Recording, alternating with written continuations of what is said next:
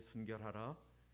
사람들을 삼가라. 그들이 너희를 공회에 넘겨주겠고 그들의 회당에서 채찍질하리라. 또 너희가 나로 말미암아 총독들과 임금들 앞에 끌려가리니 이는 그들과 이방인들에게 증거가 되게 하려 하심이라. 너희를 넘겨줄 때에 어떻게 또는 무엇을 말할까 염려하지 말라. 그때에 너희에게 할 말을 주시리니 말하는 이는 너희가 아니라 너희 속에서 말씀하시는 이 곧 너희 아버지의 성령이시니라. 장차 형제가 형제를, 아버지가 자식을 죽는 데 내어주며 자식들이 부모를 대적하여 죽게 하리라. 또 너희가 내 이름으로 말미암아 모든 사람에게 미움을 받을 것이나 끝까지 견디는 자는 구원을 얻으리라. 이 동네에서 너희를 박해하거든 저 동네로 피하라. 내가 진실로 너희에게 이르노니 이스라엘의 모든 동네를 다 다니지 못하여서 인자가 오리라. 아멘.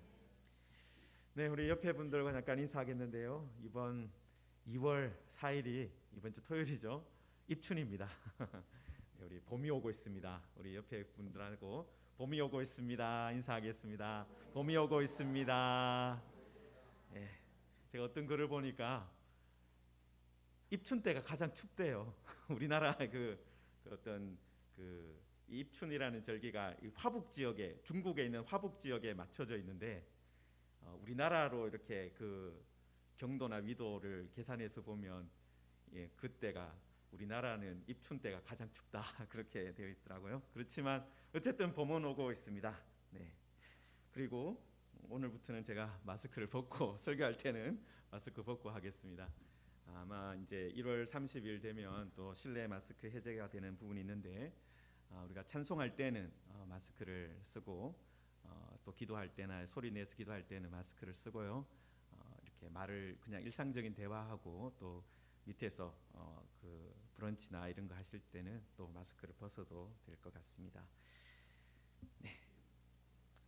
여러분, 오늘 우리들 예수님께서 제자들에게 제자들을 파송하시면서 여러 가지 말씀을 주신 부분을 살펴보고 있는데요. 예수님께서 먼저 자기 이름으로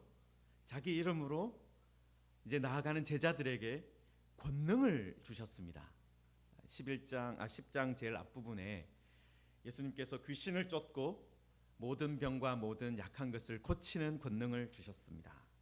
다시 말해서 제자들이 예수님처럼 섬길 수 있도록, 예수님처럼 섬기지도 못하는데 그렇게 하신 것이 아니라 예수님처럼 섬길 수 있도록 권능을 주시고 보내셨다라는 거예요. 여러분, 그리고 제자들은 지난주 마지막에 우리들 살펴보았지만은 평안을 빌어주며 가는 사람입니다. 평안을 위해서. 여러분, 그런데 제자들이 빈 평안을 사람들이 받지 않으면 어떻게 되는 거예요? 심판을 받게 되는 것이죠. 여러분, 그런데 그래서 우리들도 예수님을 믿고 예수님의 말씀을 전하는 사람으로서 이 심판을 먼저 선포할 것이냐, 그걸 아주 좀 조심해야 되는 부분이 있습니다. 여러분, 지옥 간다 이런 말 함부로 할 필요가 없어요. 여러분, 우리가 먼저 전해야 될 것은 평안의 복음입니다. 예수님이 오셨다, 하나님의 나라가 왔다, 그것을 선포하면 되는 것이죠. 여러분, 저도 이렇게 주일학교 예전에 정말 20년 30년 전에 지옥 간다라는 말 종종 들었었거든요. 여러분, 그런데 우리들이 먼저 그 말을 할 필요가 없습니다.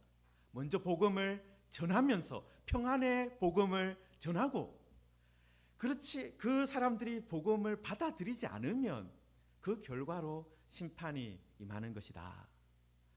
여러분, 그래서 우리들은 먼저는 어떤 사람이 되어야 됩니까? 평안을 전하는 사람이 되어야 돼요.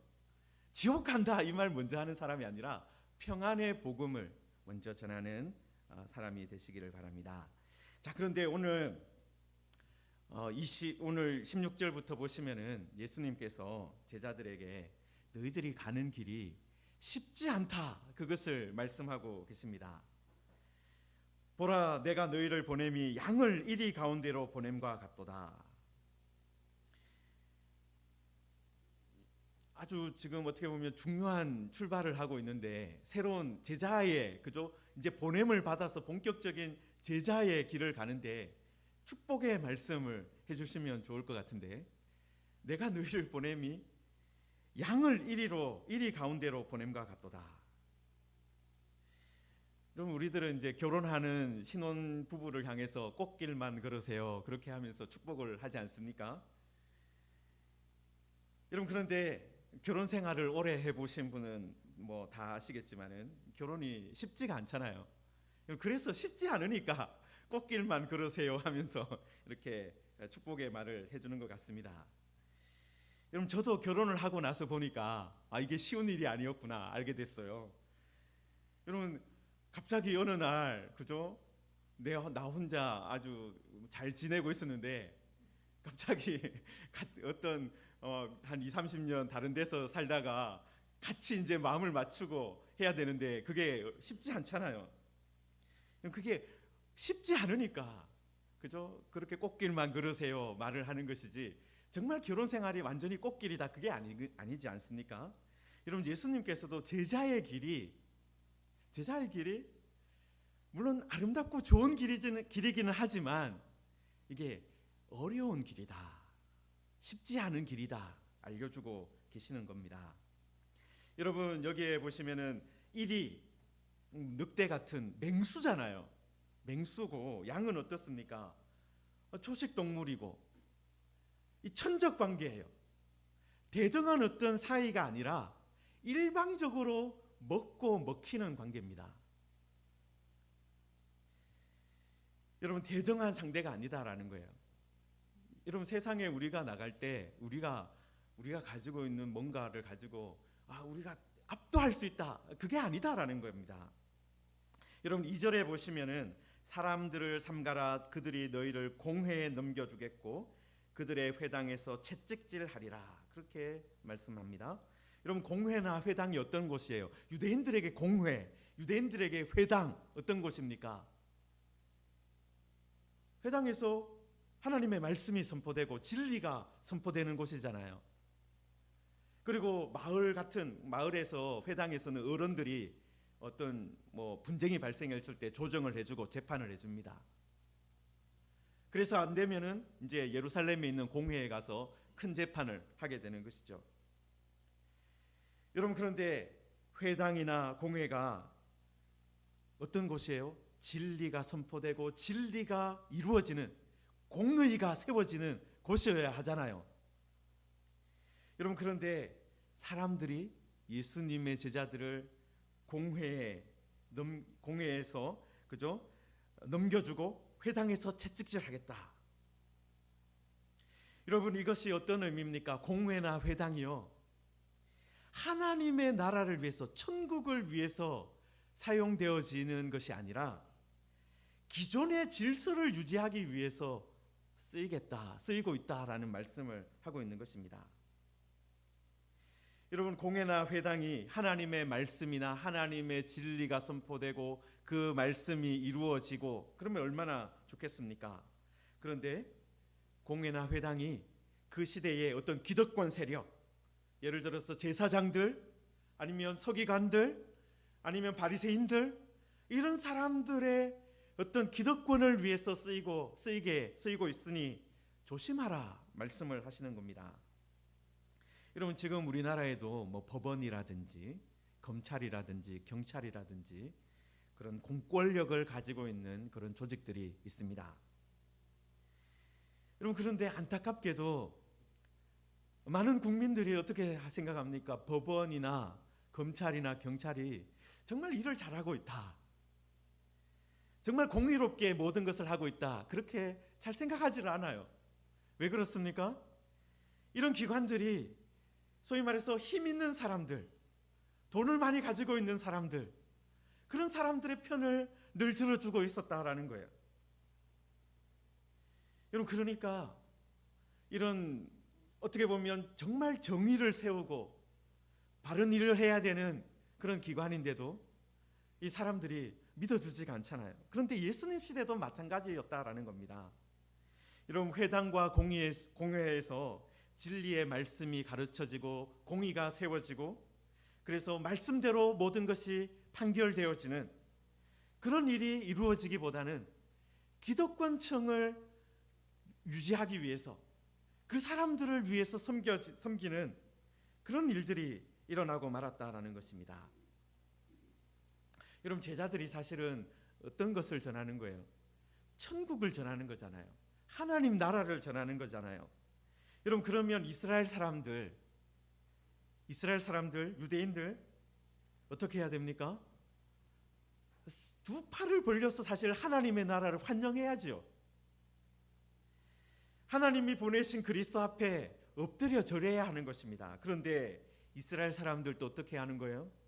자신들이 만들어 놓은 질서, 자신들이 이미 갖추어 놓은 어떤 기득권 세력, 그것을 유지하기 위해서 이 예수님이 전하는 천국, 결국은 제자들이 전하는 천국은 예수님이 전하는 천국이잖아요. 그것을 거부하는 거잖아요. 거부한다라는 겁니다. 여러분, 왜 그렇습니까? 사실은 예수님이 전하는 천국이요, 이 유대인들의 마음을 이렇게 막 지켜 세우고 잘한다 해주는 것이 아니라 사실은 어떻게 하는 거예요? 너희들이 유대인의 혈통적으로 유대인이라고 자랑하고 있는데 천국은 누구 것이냐? 마음이 가난한 자의 것이다. 의를 위하여 박해를 받은 자의 것이다.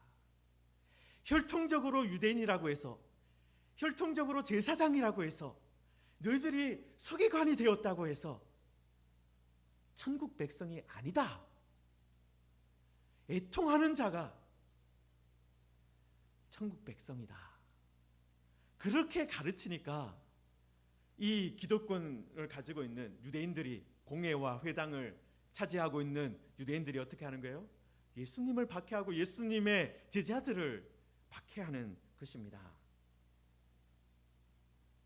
여러분, 사람들은 자신들이 가지고 있는 권세, 또 지위, 이런 것을 인정해 주지 않으면 화를 냅니다.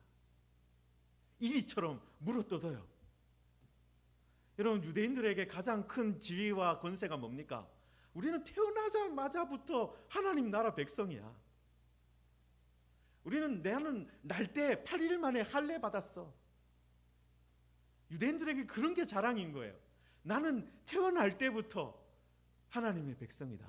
그런데 예수님께서 심령이 가난한 자가 천국을 받는다. 의를 위하여 박해를 받는, 의를 위하여 사는 사람이, 의를 위해서 죽기를 각오하는 사람이 천국을 받는다고 하니까 자신의 지위를 부정하는 거잖아요. 그러니까 이리처럼 물어뜯는 겁니다. 여러분, 그리고 그런 공회나 회당이라는 자기들이 가지고 있는 기득권을 가지고 예수님과 제자들을 탄압하는 겁니다. 여러분, 그리고 18절에도 예수님 뭐라고 말씀하십니까? 총독들과 임금들 앞에 끌려가겠다. 여러분, 요 총독들과 임금들은, 요 앞에 있는 공회나 회당은 유대인들의 어떤 질서 체계를 말하는 것이라면, 여러분이 총독들과 임금들은요, 로마 제국을 위해서 세워진 사람들입니다. 여러분, 총독들은 로마 제국의, 로마의 황제가 임명한 사람들이고요, 그 당시에 임금들도 다 로마 황제가 인정해서 그 지역을 다스리는 사람들입니다. 여러분, 그러면 이 사람들은, 임금들이나 총독들은 무엇을 위해서 일하는 겁니까? 로마의 평화를 위해서, 로마의 번영을 위해서 일하는 사람들이에요. 여러분, 그런데 이 로마의 평화라는 것이 결국은 무엇으로 만들어졌습니까?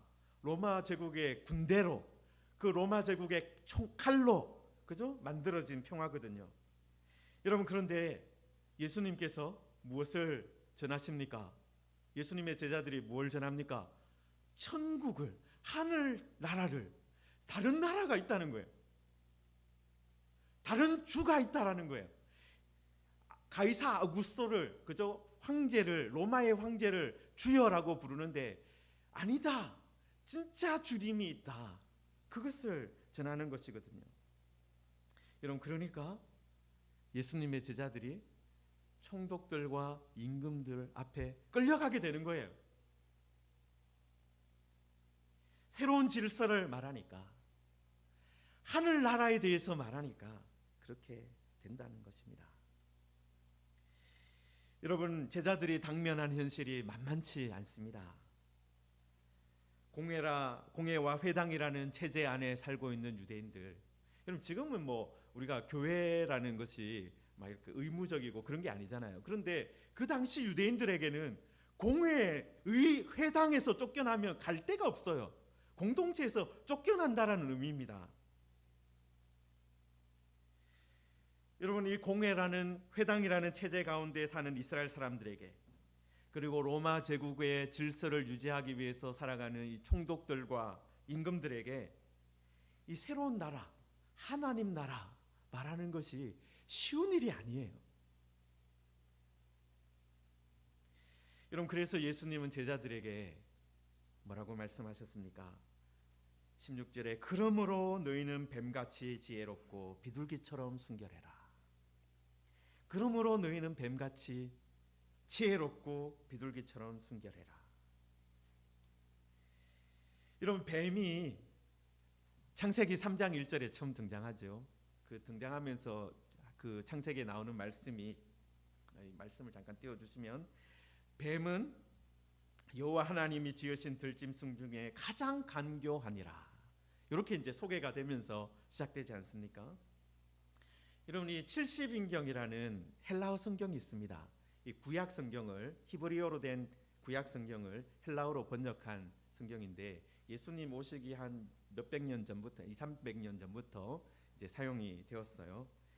여러분, 그런데 이 마태복음 10장 16절에 있는 뱀처럼 지혜롭고라고 이 말씀이요, 창세기 3장 1절, 그러니까 헬라어 성경 70인경 번역하면서 간교하니라 그 말과 같은 단어예요. 그러니까 예수님께서 창세기 3장 1절의 말씀을 가지고 와서 뱀처럼 지혜로워야 된다, 그렇게 말씀하신 거예요. 여러분, 그런데 뱀처럼 지혜롭다, 그럼 거짓말해도 되느냐? 그건 아니에요. 왜냐하면 예수님께서 그 적시로 무엇을 붙여서 말씀하셨습니까? 비둘기처럼 순결해야 된다. 말을 해야 되는데, 여러분, 뱀이 얼마나 말을 잘했습니까? 그죠? 아담과 하와를, 그죠? 속일 만큼 하나님의 형상으로 지음받은, 그죠? 어떻게 보면 만물의 가장 위에 있는 그 하와와 아담을 속일 만큼 말을 잘했어요. 여러분, 그런데 그 말을, 그렇게 뱀처럼 지혜로워야 된다, 그 말이 그러면 뱀처럼 거짓말하라는 말이냐? 그건 아니다라는 거예요. 비둘기처럼 순결해라. 여러분, 이 순결해라는 이 말이요, 로마서 16장 19절에 나오는데요, 저는 이 로마서 19장 16절 말씀이 이 예수님의 이 말씀을 주석한 거라고 생각을 합니다. 우리 같이 한번 읽겠습니다. 너희가 선한데 지혜롭고 악한데 미련하기를 원하노라. 여러분, 여기 순결하다라는 것이요, 여기 미련하기라는 요 말과 사실은 같은 말이에요. 여러분, 그래서 지금 예수님께서 하신 말씀이 너희들 선한 데는 지혜롭고 악한 데는 미련해야 된다. 여러분이 순결하다라는 것이요, 섞이지 않는 것을 말하는 거예요. 섞이지 않은 것, 순수한 것, 깨끗한 것. 악한 데는 섞이지 말아야 된다. 그렇지만은 선한 데는 지혜로워야 된다. 여러분, 우리들이 선한 데 지혜롭게 말을 해야 됩니다. 악한 것은, 그죠? 악한 것에 대해서 막 이렇게 거짓말하는데 머리를 써라, 이 말이 아니에요. 진리를 말하는데 지혜롭게 해라. 그리고 악에게는 섞이지 마라, 혼합되지 마라. 그렇게 예수님께서 말씀한 것입니다. 여러분, 사실 예수님의 제자들에게도 어떤 유혹이 있겠습니까? 세상 사람들처럼 말하고 행동하고 싶은 그런 유혹이 있을 겁니다. 이스라엘이 만든 회당이나 공회에서 그리고 로마 제국이 가지고 있는 총독들과 임금들의 권세를 가지고 싶은 그런 유혹이 있을 거예요. 여러분, 그런데 그런 악한 것에서는 섞이지 말아야 한다라는 것입니다. 교회를 세상처럼 운영해서는 안 된다라는 거예요.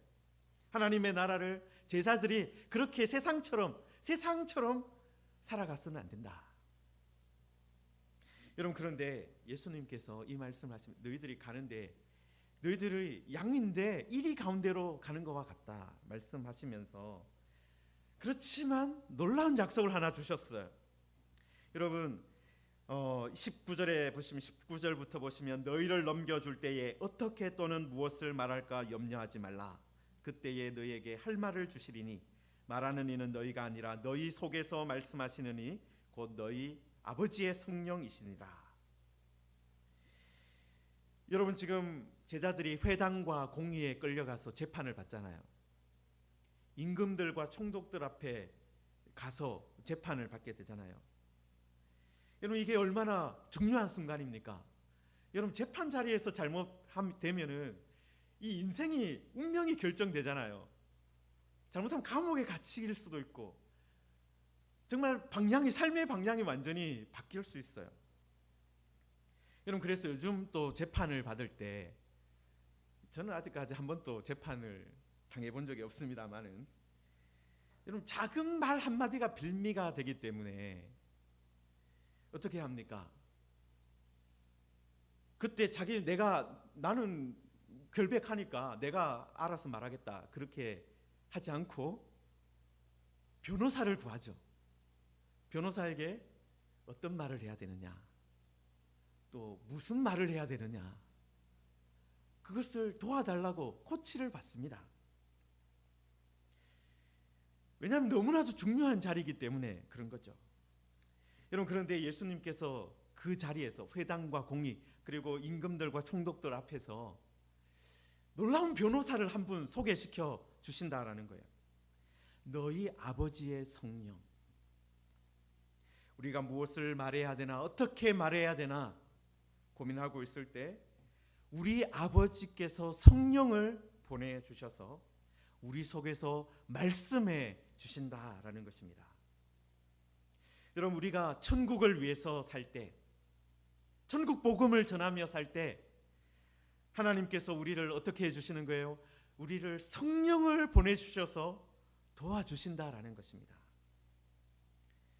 여러분, 우리가 그래서 무엇을 말해야 할지, 어떻게 말해야 될지 고민할 것이 아니라 우리는 성령을 구해야 되는 거예요. 성령을 우리 하나님 아버지 보내주십시오.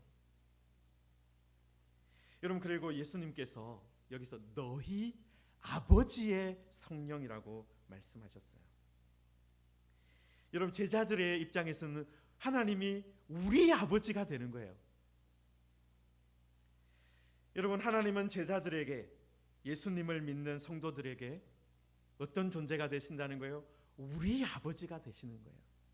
여러분, 우리가 예수님을 따를 때, 우리가 예수님을 믿을 때 하늘에 계시는 그 하나님이 저 멀리 계시는 그냥 전능하신 분이 아니라 우리 아버지가 되시는 겁니다. 가장 좋은 선물을 주시는 분이 되시는 거예요. 여러분, 이것이 중요한 것이요. 여러분, 21절에 보시면 장차 형제가 형제를, 아버지가 자식을 죽는 데 내주며 자식들이 부모를 대적하여 죽게 하리라. 여러분, 육신적으로 가장 친밀한 관계가 깨어질 수 있다, 예수님 말씀하고 있는 거예요. 얼마나 끔찍한 일입니까? 가족 사이에 그저 죽는데 내주는 일이 일어난다면 얼마나 무서운 일입니까? 여러분, 그때 예수님은 제자들에게 무엇을 떠올려야 한다고 말씀하는 거예요? 하늘에 너희의 아버지가 계시다. 하늘에 우리 아버지가 계시다. 더 친밀하고 더 가족 같은 그런 새로운 공동체가 우리 하나님 안에 있다라는 것입니다. 여러분, 육신의 가족도 영원하지는 않습니다. 그렇지만 하늘에 계시는 아버지께서 우리 아버지가 되시면 그 관계는 영원한 것입니다. 그 영원한 가족을 위해서 살라라고 예수님 말씀하고 있는 것입니다. 여러분, 그리고 예수님은 너희가 내 이름으로 말미암아 모든 사람에게 미움을 받을 것이다. 22절에 그렇게 말씀하고 있는 건데요. 여러분, 여기서 모든 사람이라고 말씀하고 있습니다. 여러분, 이게 문자적으로 정말 모든 사람이냐? 예수님 믿으면 한 사람도 나를 도와주는 사람이 없느냐? 그건 아니에요. 이 모든이라는 게 판이라는 이 헬라어가 이게 이제 강조를 하는 것이죠. 많은 사람들이, 그죠? 그만큼 많은 사람들이 미워한다 이거지. 정말 모든 사람들이 다 미워한다 그렇게 생각하실 필요는 없습니다. 여러분, 그렇지만 많은 사람들이 진리를, 예수님을 따르는 것을 좋아하지는 않는다라는 것을 우리는 알아야 합니다. 여러분, 사실 한 사람에게 미움을 받아도 스트레스가 크죠. 그죠? 한 사람에게만 미움을 받아도 밤에 잠이 안 올 때가 있어요. 여러분, 한 사람한테 상처받아도 살기가 쉽지가 않습니다.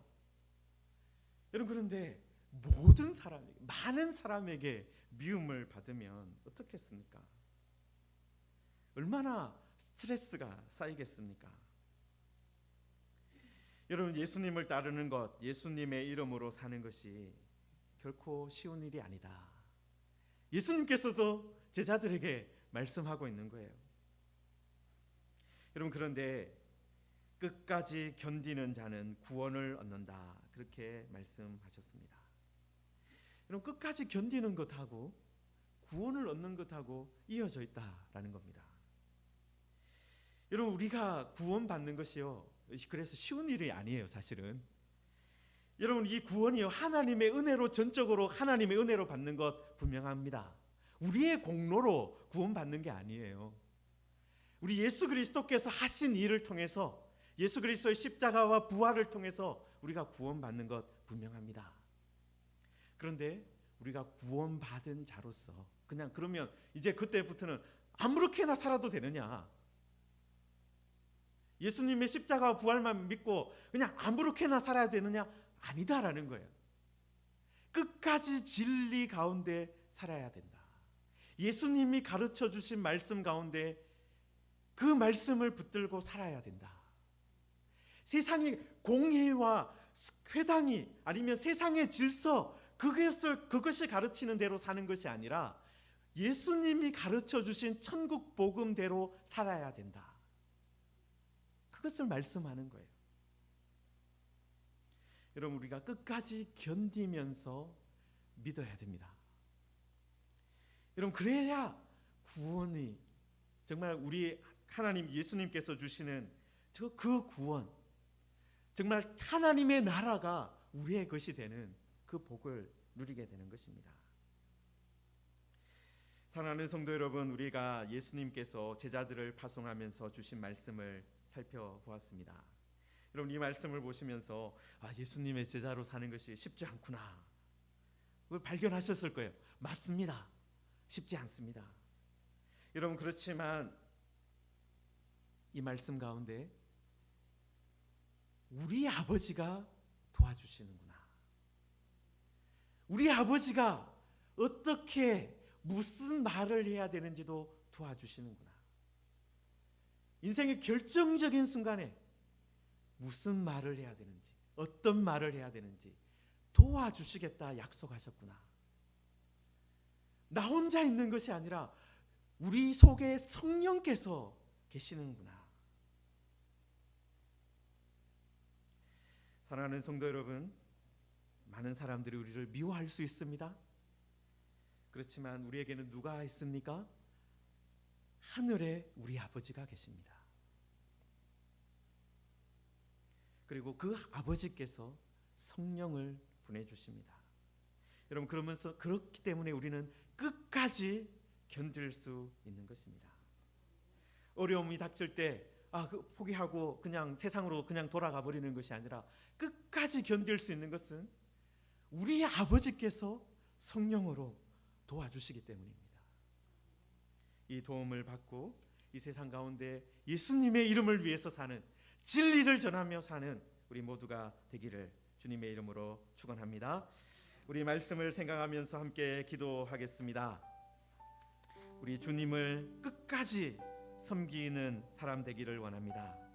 뱀처럼 지혜롭고 비둘기처럼 순결한 사람, 선한데 지혜롭고 악한데 미련한 사람 되기를 원합니다. 하나님 아버지, 하나님께서 우리 아버지이신 것을 믿습니다. 성령을 보내주셔서 우리가 무엇을 어떻게 말해야 할지 가르쳐 주시옵소서. 하나님, 그래서 끝까지 믿음으로 살게 하여 주옵소서. 끝까지 진리 가운데 살게 하여 주옵소서. 끝까지 천국 백성으로 살게 하여 주옵소서. 우리 말씀 붙들고 함께 기도하겠습니다. 하나님 아버지, 은혜를 감사합니다. 우리들 진리의 말씀을 붙들고 살게 하여 하나님 은혜의 말씀 가운데 살게 합니다. 주님을 따르기 원합니다. 하나님 거짓 안 되시고 진리의 말씀을 선포하며 살게 하여 주옵소서. 하나님 아버지, 우리들도 예수님 제자들 정말 예수님의 파송을 받고 떠날 때 이 말씀 들었는데, 하나님 오늘 우리에게 이 말씀을 전하여 주심을 감사합니다. 하나님, 우리들도 예수님의 이름을 전하며 살게 하여 주시고 천국 백성으로 살게 하여 주옵소서. 하나님, 뱀처럼 지혜롭고 비둘기처럼 순결하라 말씀하셨습니다. 선한데 지혜롭고 악한데 미련하게 살게 하여 주옵소서. 하나님 아버지, 무엇보다도 우리가 무엇을 말해야 될지 또 어떻게 말해야 될지 염려하고 걱정하는 것이 아니라 하늘에 계신 우리 아버지께서 성령을 보내주신다, 그것을 믿고 또 성령을 구하며 살아가는 우리들 되게 하여 주셔서 끝까지 견디는 사람 되게 하여 주옵소서. 끝까지 천국 백성으로 살게 하여 주옵소서. 예수님의 이름으로 기도하옵나이다.